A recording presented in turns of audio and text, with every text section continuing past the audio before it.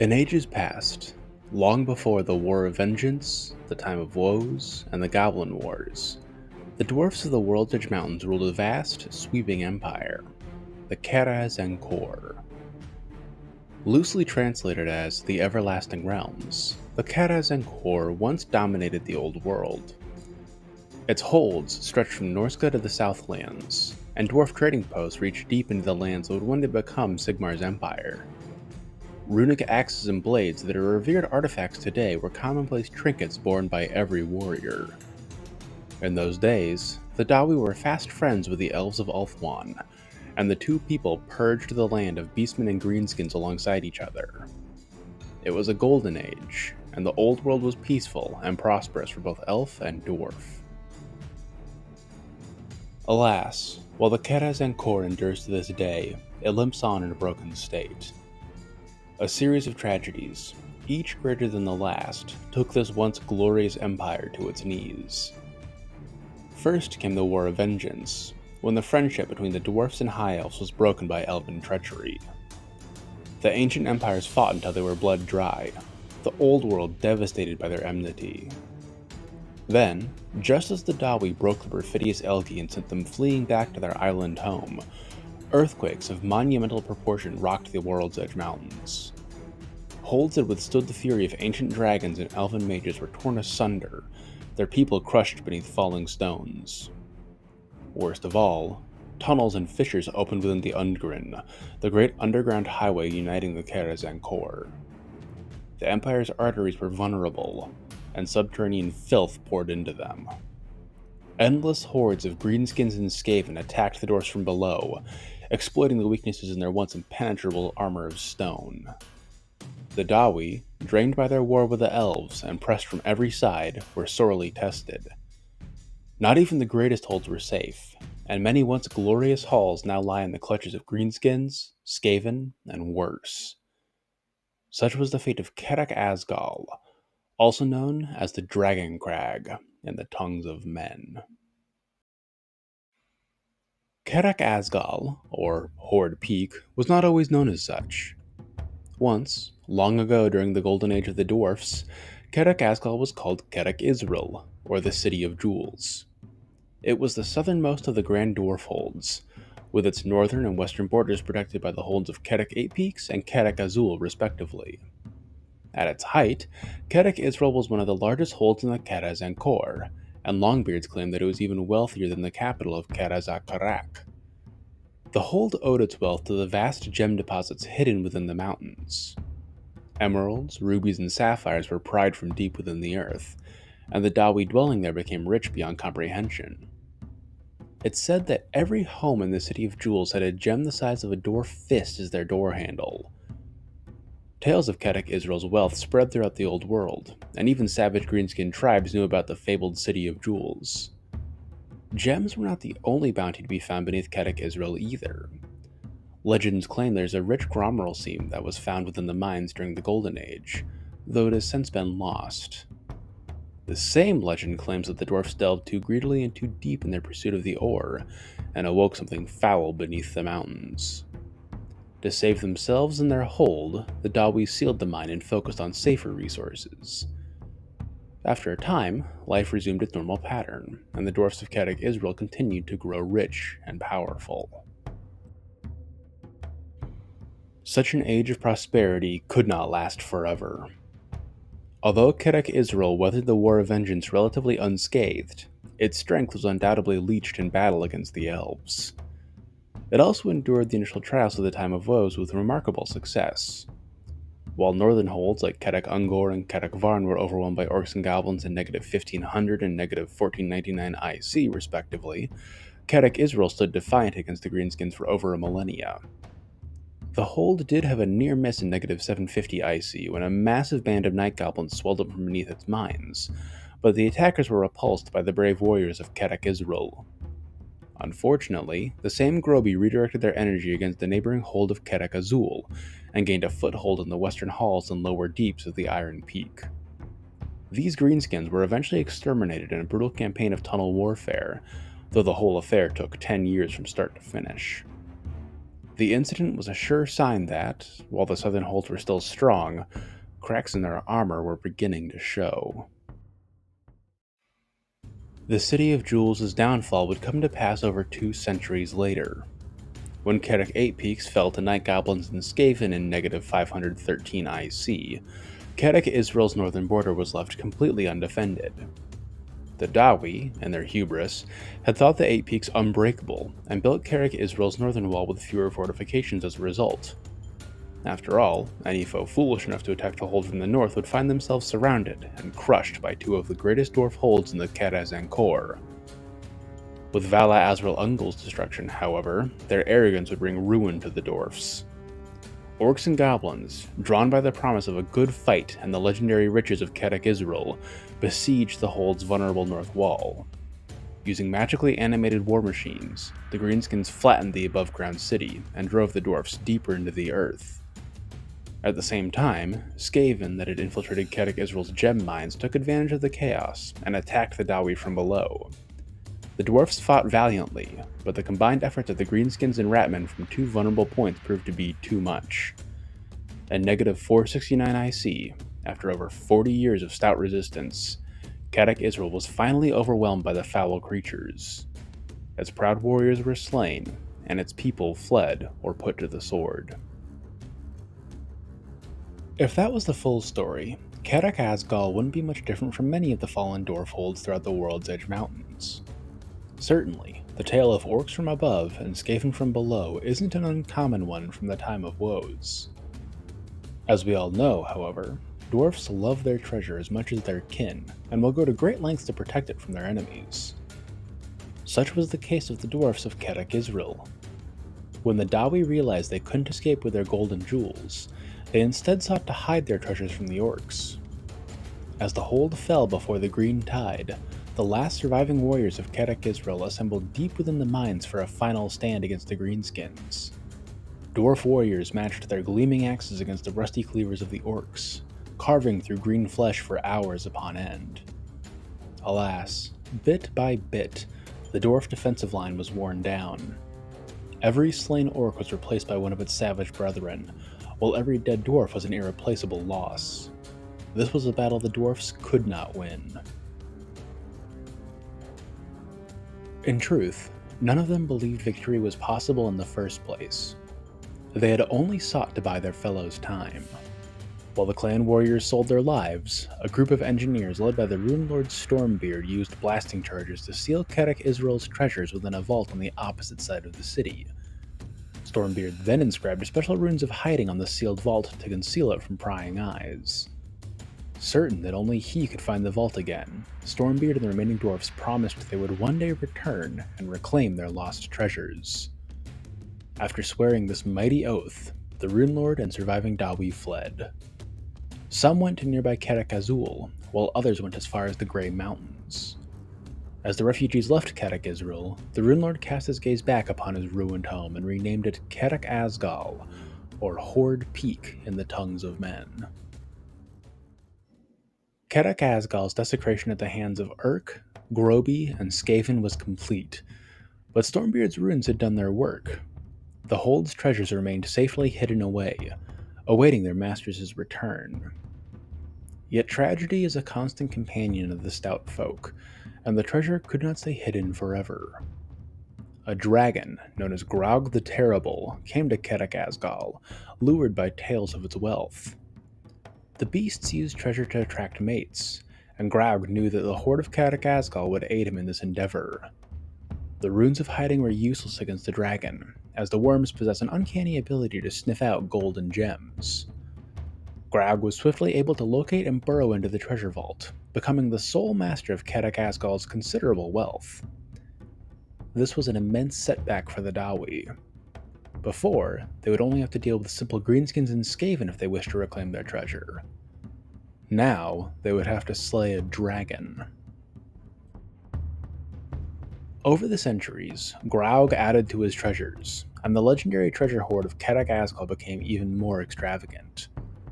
Tales of its riches and reptilian guardians spread across the old world, and heroic warriors from the Empire and Bretonnia would routinely travel to Karak Azgal, hoping to claim the dragon's treasure.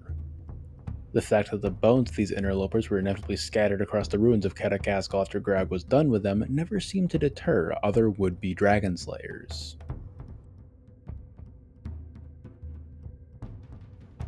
Of course, the most dedicated intruders into Graug's domain were the Dawi. They never gave up hope that they'd reclaim their ancestral riches, and the Jewelsmiths Guild alone funded several expeditions to find Stormbeard's hidden treasure vault. They were met with failure after failure for centuries, with generations of bold warriors like Dalad Stormbreaker of Clan Kemerad marching to their doom against the dragon. It was one such expedition in the imperial year of 1032 that a beardling known as Skaf snuck into Karak Azgal with an ancient runic axe.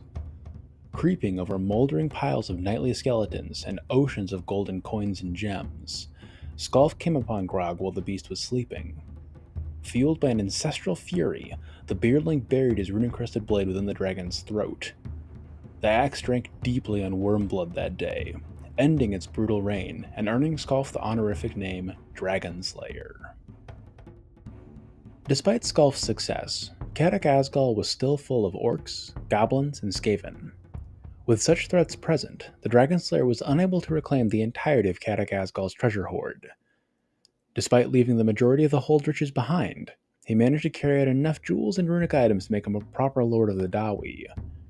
He then used these riches to create a small fortress outside Karak Azgal, establishing himself as the king of the Dragon Crag. The Dragon Slayer hoped to use the fortress as a base of operations to retake the hold, but not enough Dawi answered his call to make a proper attempt. Instead, he and his descendants have contented themselves with acting as glorified toll collectors for the past millennia, letting treasure hunters descend into the ruins of Karak Azgal in return for a cut of the findings. The reclamation of Karak Eight Peaks by Belagar Ironhammer, tenuous as it may be, has given Skaf's descendants hope that they'll eventually muster the support to fully reclaim their hold as well. In the modern era, Karak Azgal remains out of reach for the Dawi living outside it. Its halls are still infested with Grobian Skaven, and there are legends that one of Graug's spawns still haunts its depths. The fortress outside its gates is the only relatively safe location for miles around, and it hosts a healthy population of dwarfs, humans, and halflings. Despite its size, Skaf's fortress is by no means independent. It relies heavily on the neighboring hold of Karak Azgal for imports of grain, iron, sulfur, and gold to remain functional. In return, the fortress exports the gems Karak Azgal was so famous for.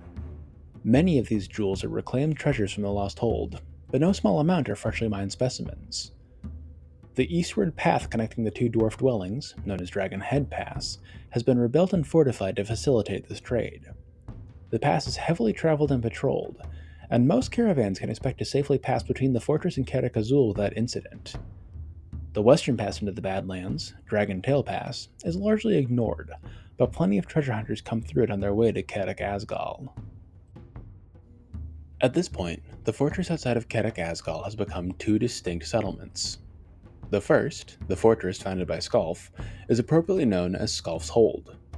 This is where the reputable Dawi of Karak Azgal dwell, and it's heavily fortified against attacks from Greenskins and Skaven. Banners bearing the Skaf clan symbol, a rearing dragon, flutter above thick stone walls that protect the temples, markets, and homes of the Dawi.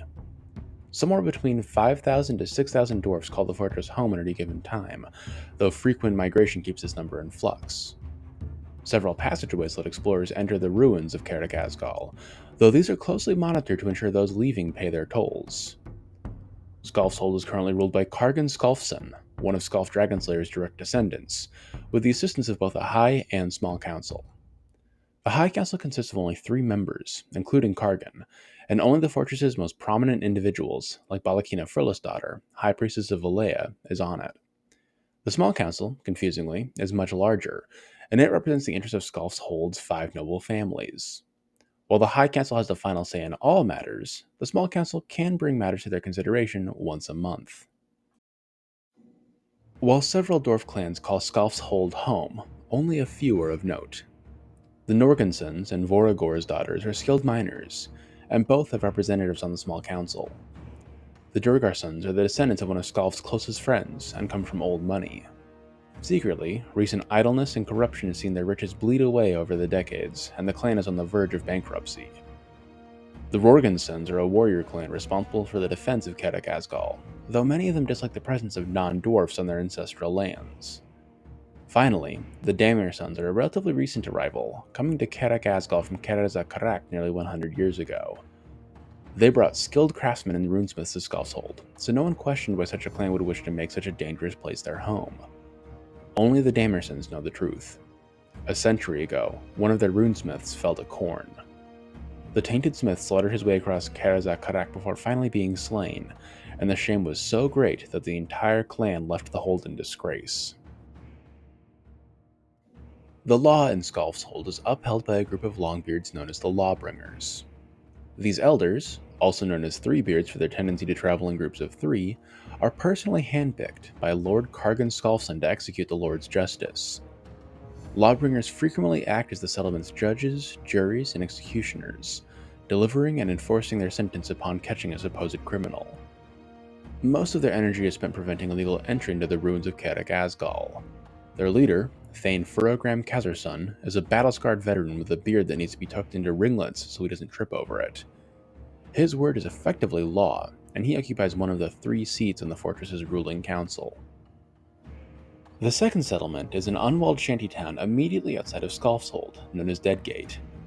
Deadgate hosts a wide array of disreputable mercenaries hoping to plunder Karak Azgal in return for a tax imposed by the Dawi. While theoretically ruled by Kargan Skalfson and held to the same legal standards as Skaf's Hold, Deadgate is primarily populated by humans and halflings that the Lawbringers frankly do not care about. This, alongside the inherent nihilism that comes from living in an unprotected settlement near the greenskin-infested Badlands, has made Deadgate a hotbed of vice and sin. Taverns, fighting pits, and gambling dens are rampant here. Treasure hunters spend their gold as fast as they can take it from the ruins, desperately trying to feel something before the dangers of the world claim them. There's also several hidden entryways to Karak Azgal and Deadgate if one knows who to ask, though these are heavily regulated by crime bosses. While the criminality stemming from Deadgate is embarrassing to the dwarfs of Skaf's Hold, it hasn't reached the point that many of them are willing to do much about it. Indeed, Thane Furogram himself has incurred his own gambling debts that lead him to bend the laws in ways the otherwise normally stringent Thane wouldn't. Only the secretive Brotherhood of the Forked Beard is taking an active interest in Deadgate, and it's a decidedly unfriendly one. These Dawi believe that Umgi shouldn't defile the halls of their ancestors, going as far as killing any non-dwarf that's entered Karak Azgal. The Brotherhood enjoys quiet support from the Rorgensons, and many of its members are associated with the clan. Though xenophobic Dawi and amoral crime lords are the surface settlement's most obvious dangers, they are by no means the worst Skaf's Hold and Deadgate have to offer. No, that comes from the mysterious cult of Gorlaz the Golden. Gorlaz, supposedly a lost dwarf god of wealth rediscovered by the dwarf Hegakin Rokerson, is secretly a front for an increasingly influential cell of Slaaneshi cultists. Several decades ago, Rokerson had stumbled upon an altar of the Prince of Pleasure while exploring the deepest layers of Karak Azgal. He touched the altar and became a creature of chaos, dedicated body and soul to the Dark Prince. The fallen dwarf quickly concocted the false ancestor god Gorlaz and tried to establish a proper cult in Skaf's Hold, but few dwarfs paid him any mind until he drew the attention of Elgrom Dragonslayer. Elgrom, one of Skaf Dragonslayer's descendants, was swayed by Hegakin's sermons of wealth and power. The interest of a powerful and well-connected Dawi drew the attention of several others, and soon enough Hegakin had his cult. Elgrom has been told of Gorlaz's true nature, even going so far as to touch the Chaos Altar and become a slave of Chaos himself, but many of the faithful are unaware that they're worshipping anything other than a lost ancestor god. The cult has spread into every corner of Karak Azgal, and even prominent guild masters and members of the small council are devoted members. Currently satisfied with merely spreading the twisted sensations of Slaanesh throughout the hold, Elgrom eventually hopes to usurp Kargan Skalfson's rightful place and become Lord of Karak Azgal. Of course, if one were to delve into Karak Azgal proper, they would find all manner of threats equal to that of a budding chaos cult. 2 clans of Skaven, Clan Screet and Clan Veshier, call the upper deeps of the hold home. The 2 clans hate one another with a burning passion and focus much of their energy on each other for the time being. Clan Vestiaire was founded by the Grey Seer Farquaad after his exile from Skaven Blight, and he hopes to win enough glory at the Dragon Crag to return home in triumph. Clan Screet is actually a splintered group of Clan Vestiaire, founded by a Clan Squire warlock engineer named Screet after he defected from a Farquaad side. The Skaven factions are evenly matched for the time being, and their war remains in gridlock. While Clan Vestiaire drastically outnumbers Clan Screet and can bring both Molder and Pestilence forces to bear, Clan Screet has the advantage of scryer weaponry on their side. The Skaven won't be a big issue for the Dwarfs so long as they stay at each other's throats, but their presence makes expeditions into Karak Azgal that much more dangerous. Greenskins can also be found within the ruins of Karak Azgal. A night goblin tribe known as the Yellow Eyes dwells fairly close to the surface, though they harbor no grand ambitions on Skaf's Holder Deadgate. Their boss, the Shaman Screech, is happy to take things one day at a time. The Yellow Eyes take their names from the sickly yellow eyes of their mascot and guardian, Bonk, a giant cave squig. Easily 5 times larger than the standard specimen, Bonk has ensured that the other dangers of Karak Azgal leave the Yellow Eyes alone for the most part. The other greenskin tribe of Karak Azgal, the Blacktooths, are much more active. Led by the orc warboss Gorgle Ironfoot, the Blacktooths hope to one day attack the dwarfs and humans above them in a glorious display of force. Always eager for recruits, the Blacktooths have been trying to recruit the River Troll tribe living in the Dark Lake beneath Karak Azgal. So far, the Troll's chieftain has been canny enough to know that such an alliance would only lead to troll deaths, but Gorgle still occasionally tries to bribe them with offers of fresh meat. The Blacktooths have also been trading warpstone with Clan Screet for better weapons. Once the Blacktooths have enough, they'll test their new weapons on the Skaven before destroying the stunties and Umis above. This is a surprisingly cunning plan for an orc tribe, and the inhabitants of Karak Azgal will be wise to keep a watchful eye on the menace of the Blacktooths. Beneath the warring Skaven clans and brutal greenskin tribes, one finds the dwarf halls of the dead. The fallen do not rest easy here, and many ghosts, spirits, and wights can be found prowling its halls. Many heroes of Karak Azgal's majestic past have been cursed to this undead state, the runic seals upon their tombstones overwhelmed by dark magic. How they came to wander is unknown, though rumors state that an elven lich bearing grudges from the War of Vengeance is responsible. This is clearly absurd, as elven necromancers are nearly unheard of, but they persist to this day in lack of a better explanation.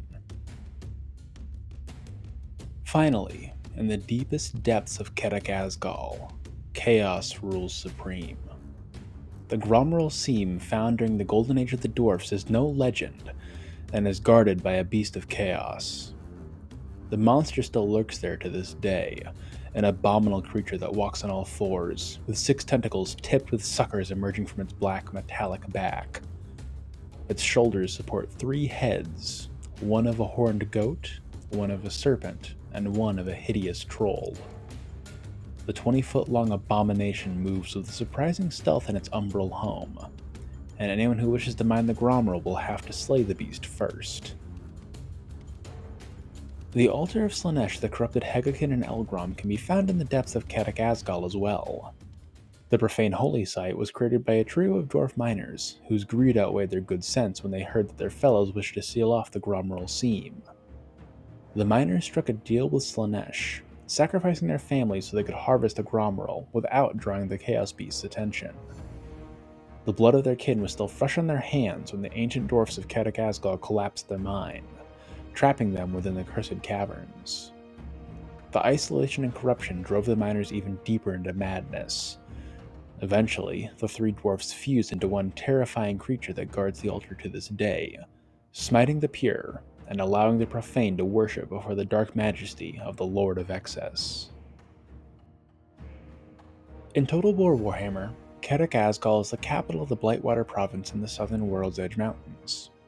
If you're playing as a dwarf faction, Karak Azgal is also an Underway network location. Additionally, if you're playing Historic Ironbrow, you need to capture the settlement to reclaim the right half of Thrungni's Tong's artifact piece.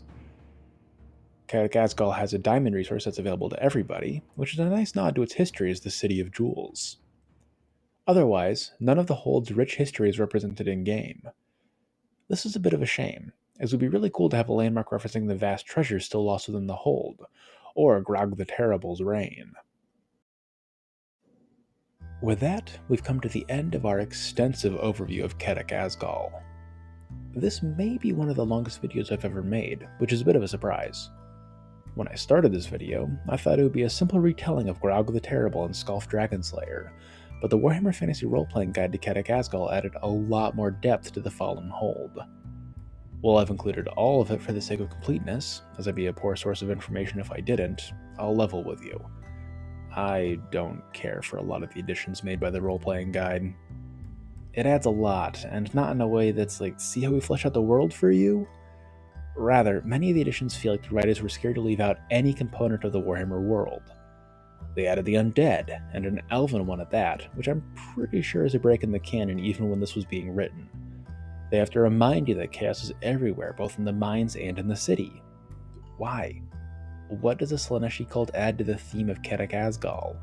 It just feels cluttered, and not even in a way that adds realism. If the writers wanted a monster in the basement, they should have put that rumored spawn of Graug in there and called it a day. Sometimes a setting is defined by what it lacks as much as what it has, and ensuring Karak Azgal had every threat under the Warhammer sun reduces its uniqueness in my eyes. It feels like a D&D splat book, and not in the way I normally enjoy. That's all I have for today, though. As always, thank you to my loyal patrons, Emmy, Golden Gander, and Unknown. You are more valuable than all the gems of Karak Azgal. Until next time, this has been Sigmar's Chosen, signing off for now.